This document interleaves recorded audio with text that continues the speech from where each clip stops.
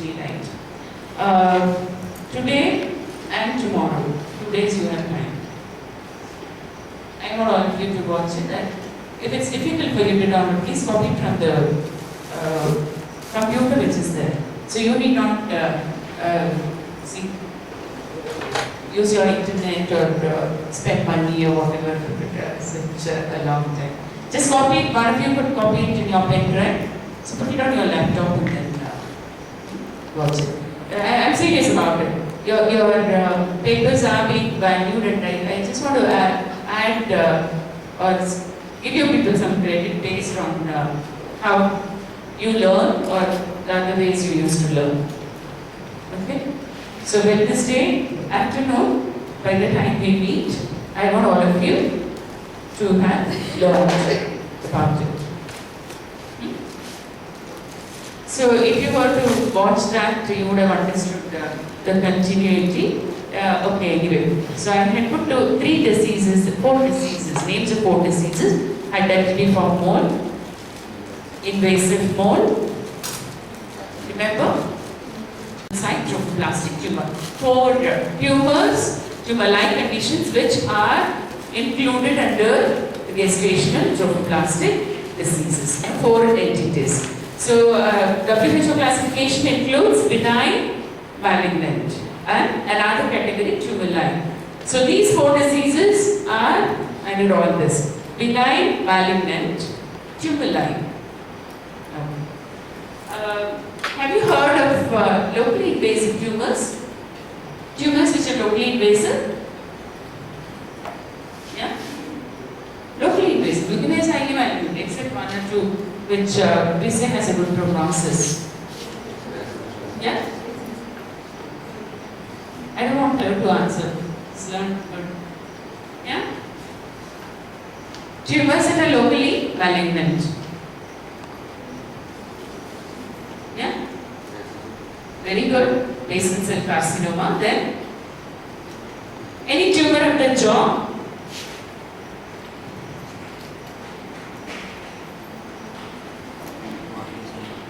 Any tumor of the jaw? Yeah? Warthin's tumor is a tumor of salivary gland. Okay? It is a benign tumor of the salivary gland. Okay. Then, any tumor of the jaw. What is the epithelium that you see in the tooth or that epithelium, typical stellate epithelium? Dental students will read about it in detail. Ameloblastoma. Any variant of squamous cell carcinoma I have heard, which looks like what? Which looks like what? What is the other name for what?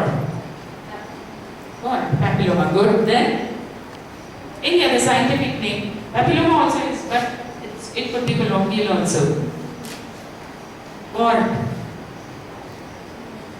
What is papilloma? Then, any other terminology? How is the surface? It's verrucous, right? So it's called as verruca. Oh, you're all exam-going students. I think from now onward, 3 months I need to train you all in systemic pathology. Verruca vulgaris. Heard of verruca vulgaris? No? No? Say yes if you know. Yeah, if you do not know, say no. It's such a simple question. When that question is there, some of the papers we have seen, the question reads as, so can you draw a neat diagram of malarial parasite? What answer the examiner was in the question, what answer does he expect, he or she? The question is, can you draw a neat diagram of Plasmodium vivax or Plasmodium falciparum?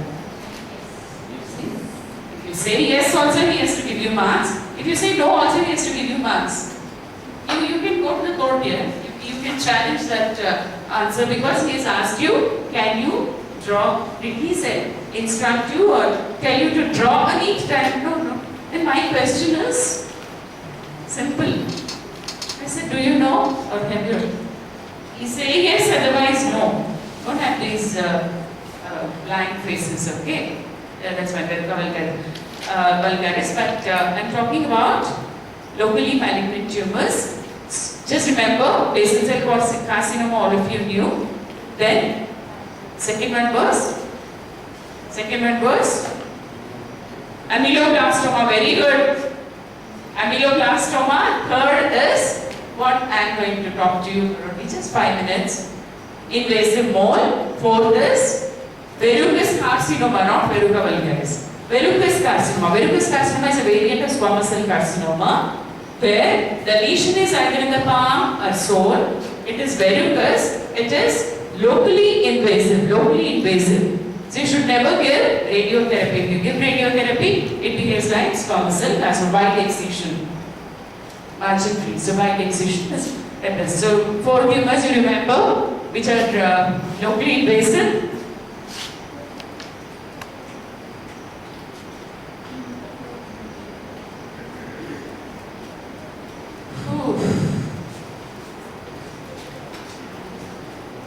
Okay. Let us start. What is this? Does it resemble anything? You're not answering. Does it resemble anything? Yeah? Huh? Great. He says great. Yeah? Right or wrong? Please answer. Huh? Huh?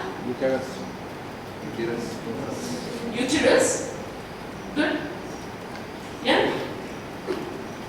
Does it resemble anything? You all had breakfast? Huh? You know that your brain constantly needs 3 things for you to be active. What are they? Glucose, oxygen, and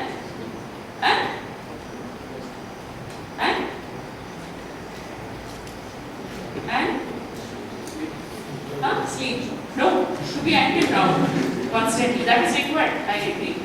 Without that, your short-term memory does not go to a long-term, not unless you sleep. During sleep, that's a time where it gets processed and then it goes to long-term. That is, where is long-term memory? Which region? Which region of the brain?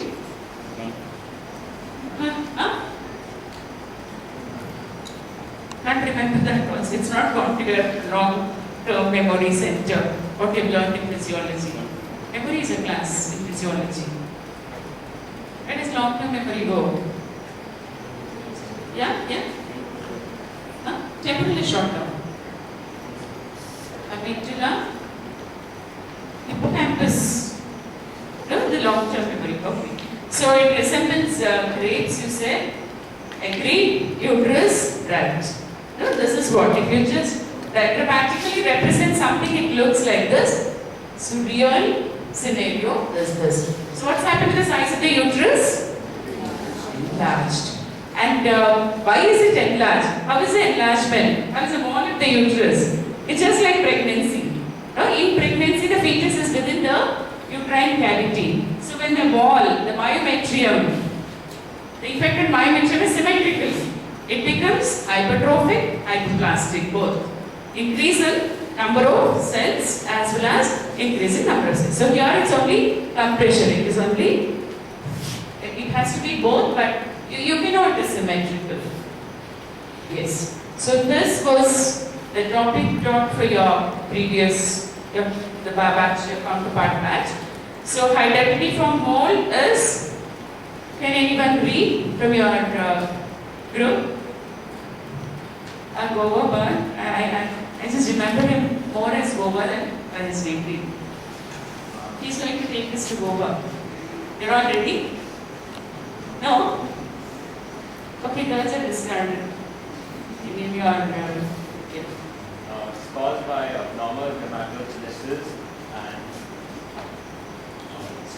abnormal gametogenesis and fertilization, resulting in a diploid genome as of maternal origin only. Theory of adrenogenesis. Theory of androgenesis. No, where the male chromosomes, they take a dominant role. Okay.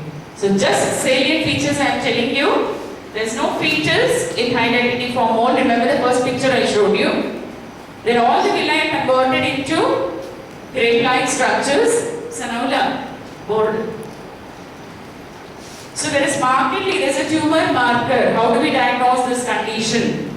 So the radiologist diagnoses it by ultrasonography. The clinical obstetrician diagnoses it based on clinical features. Clinical features include symptoms, sign. So what the patient complains and what the doctor elicits, both. And the pathologist in the laboratory diagnoses it by the markers. So head CG is a marker, human chorionic gonadotrophin. You know that it has two subunits, alpha, beta. So beta is more specific. Beta unit is more specific because alpha shares this structure with the other hormone. So beta is more specific here. And I'll tell you about how we diagnose this in the laboratory. And most of these people, patients who have Hydatidiform mole present with hyperemesis gravidarum also. I've told in the previous lecture that this is detectable now at a very early stage. So during our days we used to wait for 4 to 5 months of gestation. When we said, oh, uterine height is more, it's not corresponding to the LNP. We're not able to feel the parts of the fetus, and patient complaining of vaginal bleeding or even passing of grape-like structures. So now the ultrasonography has made it very easy. We detect it at a very early stage. This is ultrasonographic appearance. Molar tissue really secretes TSH. So this, if you are asked to mention any other cause for hydatoxicosis, we put this also. Some patients with Hydatidiform mole who can present with hydatoxicosis. So think lutein in association, whichever ovary has contributed, whatever type of ovum, so that ovary shows a cystic follicle. Usually it's a big corpus luteum hemorrhagicum.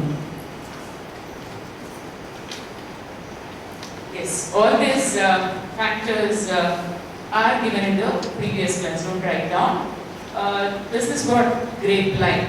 Just to show a comparison. I have not put the picture of a grape here, it's in the previous PPTs. Okay? Two important features. This is trophoblastic hyperplasia and degeneration of the chorionic villus. Just look at this picture. Compare it with the first one you saw. Is there any difference? Any difference? Yes? Is there any difference? Yes. Good. First part is done. So once you say there is a difference, I'll ask you what is the difference? What is the difference? The first one, first picture, which is a uterus, which is a grape-like. Remember the first one? Are you seeing many grape-like structures here? Is it more here or more there? Very good, that's observation. Why don't you people just communicate what is there in your observation? Speak out. Right or wrong? Feel happy if it is right. Feel more happy if it is wrong. You know, mistakes will never repeat. By committing mistakes, we do learn, but not purposely committing mistakes. So this is not the entire structure showing grape-like structure. So only few grape-like. That means, is this complete or incomplete? What is the term for incomplete? Very good. Partial. So this is partial mole. So what is the characteristic of a partial mole? Just this picture tells you. Not all chorionic villi are converted into grape-like structures. It's only few chorionic villi which are converted into grape-like structures. Okay, they're scattered grape-like structures. So you're going to learn about complete mole from the lecture capture. Now, to talk to you about the partial mole. This has smaller volume of tissue than the complete mole. Then there is a mixture of grossly vesicular and normal villi. So partial mole has mixture of normal chorionic villi and then vesicular molar tissue or villi that have degenerated. And another feature is, did you see a features there in complete mole? Was there features there? Such big uterus, so much of grape-like? No, there was no features. But here you do see the embryo or the fetal parts. So partial mole has fetal parts. Although often abnormal, right? You can't expect a normal fetus developing there. So there could be a lot of anomalies there. So pathogenesis. I just want one volunteer to come. I'll just tell you what is a pathogenesis. All these partial moles have a triploid karyotype. That means how many chromosomes? Triploid. Normal is diploid, right? Haploid is 23X or 23Y. Diploid is 46XX or 46XY. Triploid is 69. Triploid is 69. What do you expect? XXY, XXY or XYY. So usually XXY, that is a combination. So how can this triploid karyotype, how can this occur? So one theory is this may occur with dispermy. What is dispermy? Two sperms fertilizing one ovum. Can you just draw this diagram on the board? Let's go. Go fast. One more. Who can help him? You can go. Fast. You should be quick. Draw an ovum. Come this side, to the left of the board. Left of the board. Yeah. Draw an ovum. You also take a yes. Only one ovum, two sperms. One ovum. Left side. Draw a circle here. We are making him right. Okay. Just write the chromosomal constitution of that. Ovum. Bigger picture. I'm recording that. It has to be visible for the other batch. Otherwise, we'll watch this. And don't use green, the contrast doesn't show well. Bigger sperm, fast, yes. Neatly written. Fine, that's fine.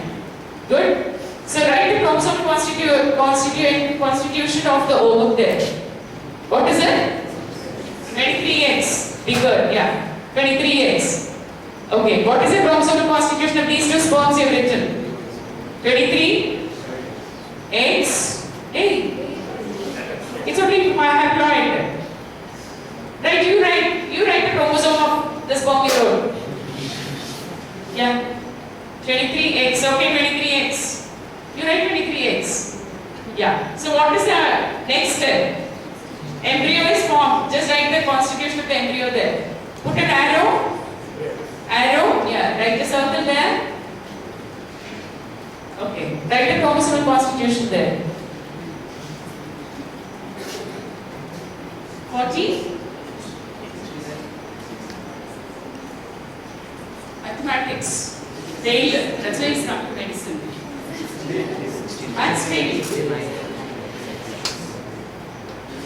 23, triploid and triploid. 69, XX. Okay, XXX. Okay, fine. Come back. So this is dispermy. You can have any combination. I just want to show you how two sperms contributing so much that is the entire 46 chromosomes and one contributed by. Okay, what is the second mechanism? This is a diploid sperm fertilizes an ovum. Can I have a volunteer here? A diploid sperm fertilizing an ovum. You want anybody's help? Go good.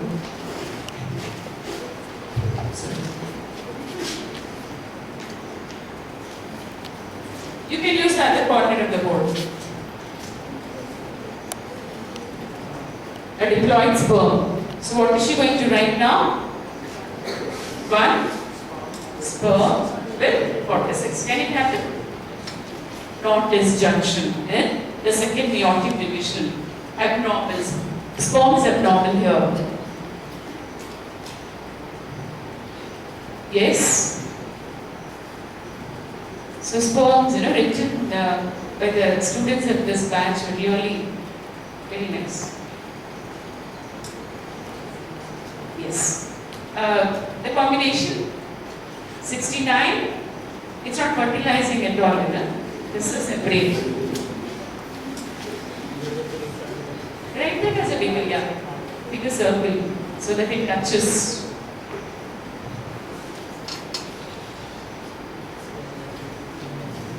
Fine, very nice. Okay, that is, you also written 69, XXY. No, I think a diploid, it has to be XXX. If it is diploid, no, it has to have only one particular type of the chromosome. Make it XX. Or it could be XY1. X is contributed by the ovum and its sperm is diploid. It is abnormal and it's, yeah. Right, X only. Yeah, so change that. Fine, thank you. Then haploid sperm fertilizes a diploid ovum.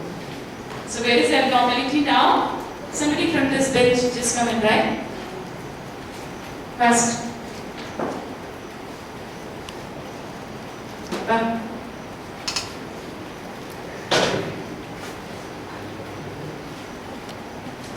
So diploid ovum. So ovum contributes what? What does ovum contribute here? Very good. 46, XX. Write in ovum. Bigger one. Everybody should be able to see. Yeah. 46. What is the chromosome constitution there? Normally it is haploid, it's abnormal, it is 46, XX. Can it be XY? No, it's XY. So, whichever is your choice, just write the sperm in the chromosome constitution. It has to fertilize it.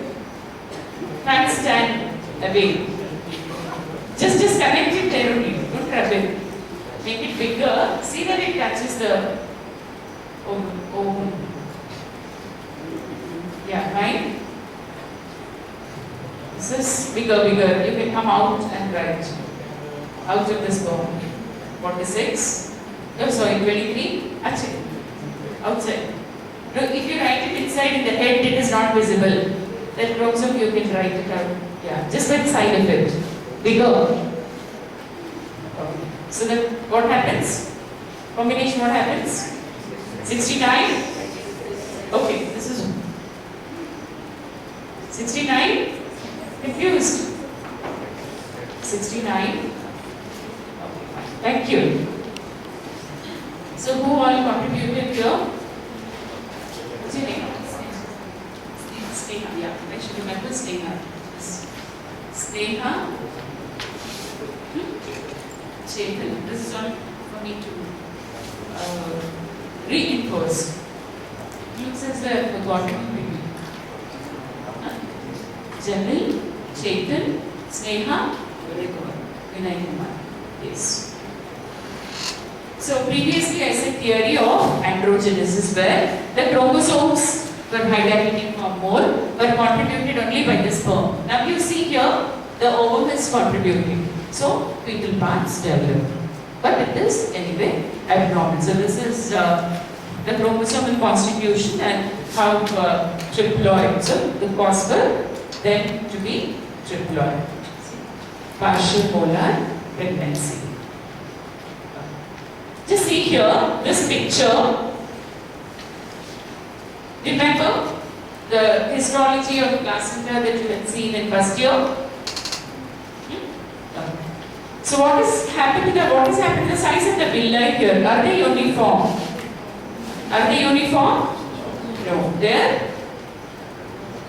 Some are large, some are normal or appear of the, probably it depends on the gestational age when you look at the villi. So these have a central fibrovascular core, and these edematous villi appear clear in the center. That means they have a degenerated stroma. So the vascularity is not there. That's very essential for the circulation. So why edema, why the villi become edematous is if you go back and recollect what you learned in edema. So here the abnormality in the vasculature that is in the chorionic villi. So two types of villi, normal and abnormal. That's why we call it as partial. Remember the picture? Only few villi showed vesicular chain. So the dilated, cystically dilated villi. These are the abnormal villi and these are normal. So some villi appear normal, others are swollen, avascular and grape-like grossly. And just observe the lecture. So their hydatidiform mole, we see diffuse proliferation of the trophoblastic tissue, but here it is not prominent. And just because villi are degenerated, we don't make a diagnosis of hydatidiform mole. It has to be supported by proliferation of trophoblastic tissue. So that completes partial mole, and just highlight the differences. Then I have only 2 points about the chorioadenoma or invasive mole. So complete mole. So villi, all the villi are degenerated. Partial mole, only few are degenerated. So what is the karyotype for a complete mole? It is 46, XX in most of the cases, and 10 to 12 it is XY. So here, partial mole, it is 69, triploid, diploid, triploid. So all the chromosomes are derived in complete mole from the father or the sperm. So it is during pathogenesis. Here, ovum or the maternal contribution is also there. So fetal parts are seen in partial, whereas no fetal parts are complete. And we are more scared, worried about the prognosis of complete mole because 2% of complete mole develop into choriocarcinoma. So we call complete mole as a pre-malignant condition because it's a risk of hydatidiform mole developing into choriocarcinoma, 2%. Whereas partial mole will never develop into choriocarcinoma. So the major differences I've just told you. And we less stromal edema.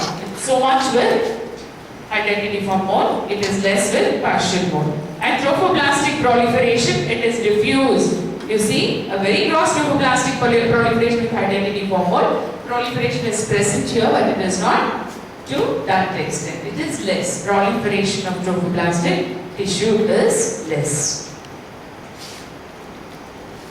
Let's just move on to the next one. 2 minutes. Yeah, this is the difference. What is the structure?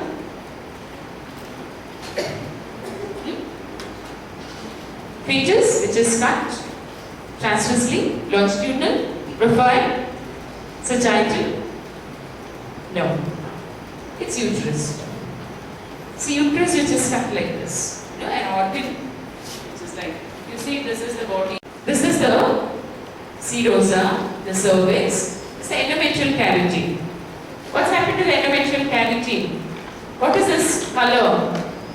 Hemorrhage, blood clot. Is it just sitting in the endometrial cavity? What's happened to the blood clot? Yeah, it is going into the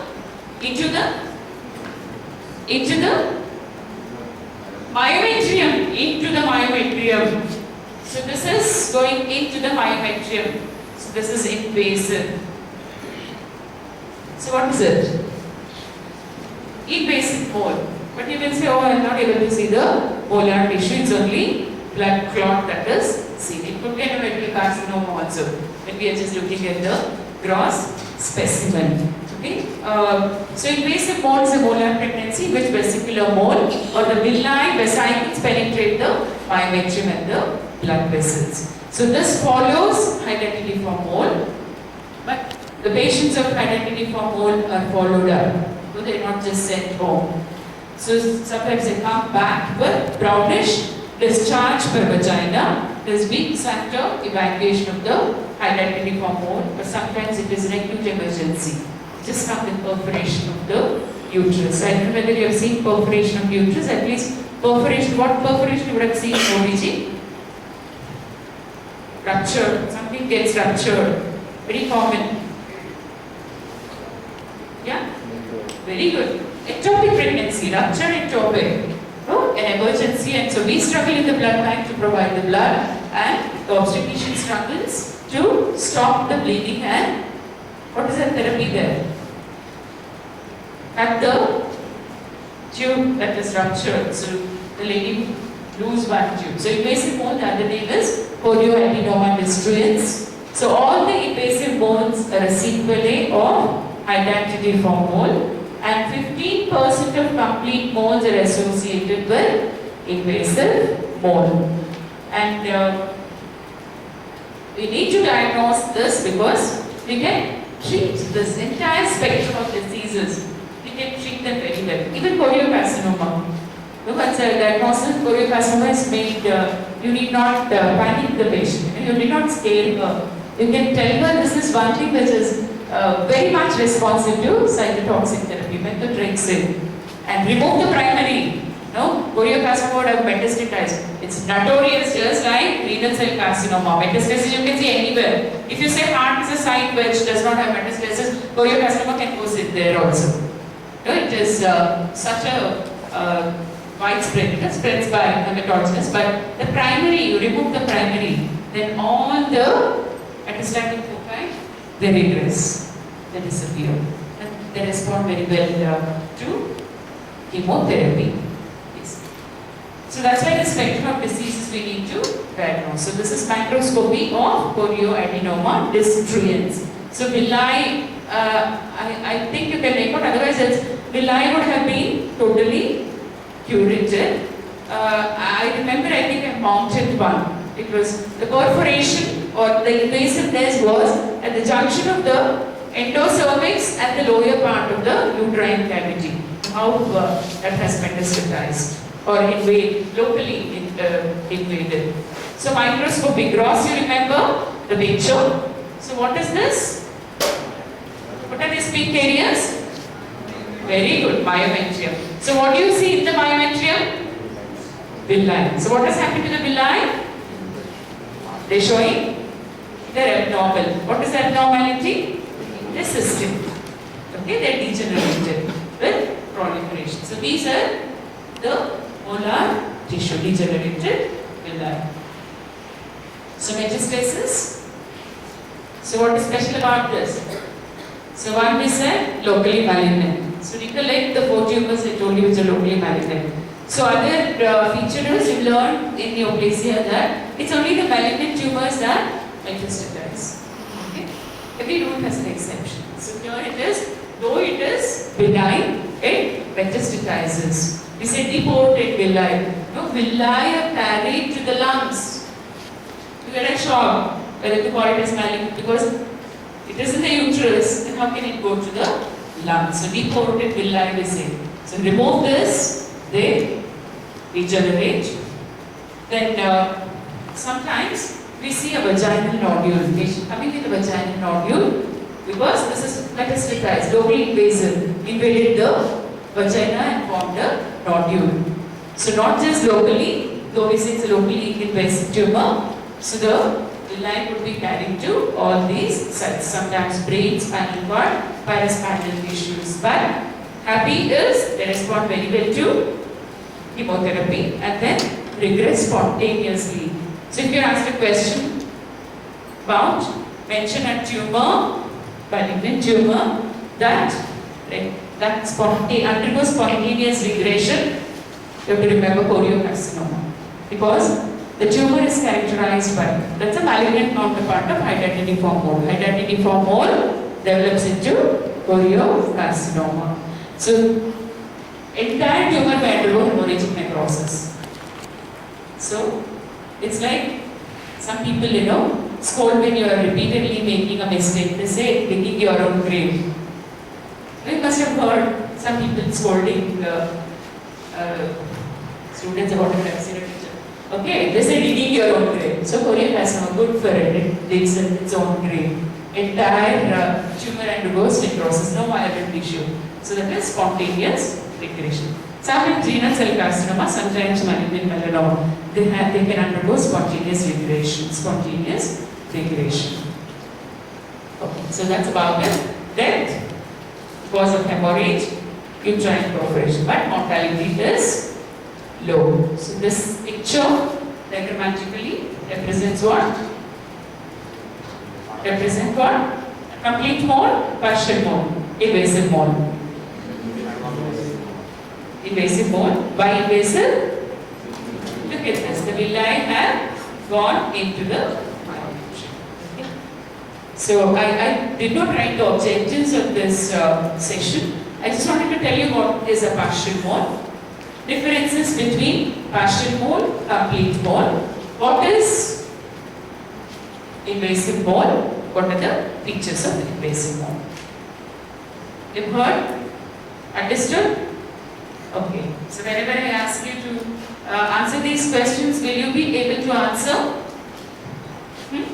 So when we see all of us are together, let me see how much you would retain till Wednesday. Diagnosis is by urine examination. Very easy laboratory diagnosis is by urine examination. How do you diagnose pregnancy? HCG. So what would be the request? You are sitting as a house surgeon in the OBG and a lady comes and says she has missed a period. What would be your request for us? What would you write? Ask the laboratory to do. Urine HCG. Specific. I have conveyed a meaning, conveyed a message. Excellent. Beta HCG. Then anything? What is a test called as beta HCG in urine? Yeah, you write it as pregnancy test, advised pregnancy test. Okay, so if this sample of a patient with normal pregnancy, patient with twin pregnancy, patient with vesicular mole, patient with partial mole, patient with choriocarcinoma, even a male, urine sample from a male with choriocarcinoma is sent to the laboratory for pregnancy test, all would be positive. See, the test is a misnomer, right? If you say pregnancy test, so beta HCG is better. But how do we diagnose? It's a marker for all. Marker for all. But how do you know whether this patient has normal pregnancy, Hydatidiform mole or choriocarcinoma, or so the concentration will. Normal pregnancy, when we do the test, beta HCG, it's just a card test. Initially it was an agglutination inhibition test. It is a color ELISA or just a card test which gives you the lines. Okay. So the test is positive in up to 1 in 64 dilution. And you know that after 14 weeks of pregnancy, HCG level comes down. Okay. So 1 in 64 dilution, the test is positive. What is the meaning of it? Just take a drop of the urine sample, test it, it is positive. So dilute this drop with 63 drops of saline and then do the test, it is positive. So the next dilution, this diluted 1 in 64, take a drop, mix it with another drop. What is the dilution? Double dilution. After 64, micro, 128, 1 in 128. Okay? So pregnancy will never show positivity. So if you are diluting the urine sample to 1 in 128, normal pregnancy does not show positivity. So if the test is positive in 1 in 128 and the next dilution is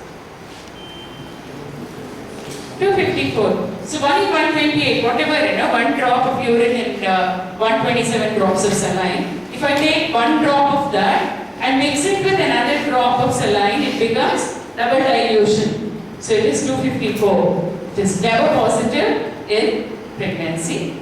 Invasive mole, you may not say positive or even partial mole. So by choriocarcinoma, it is positive. Okay, this is increasing titers. Increasing titers. This is what is biological index.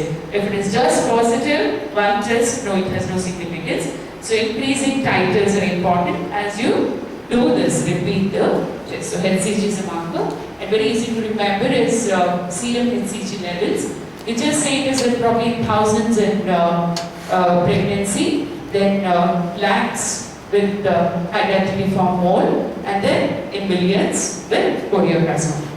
That is only to tell you how the titers increase. Shall we end? Thank you so much. Morning class, I think you were not activated much. Be active. Wednesday, I want to see all of you very active, and you should tell me. Read more also if you want. Otherwise, so carry home all these important features I've told you. Then learn about what was taught for the other batch, and the other batch will learn about this today. And let us see. Let's have a competition between A and B batch. Let us see who does better. We'll have that. No, girls are not for it.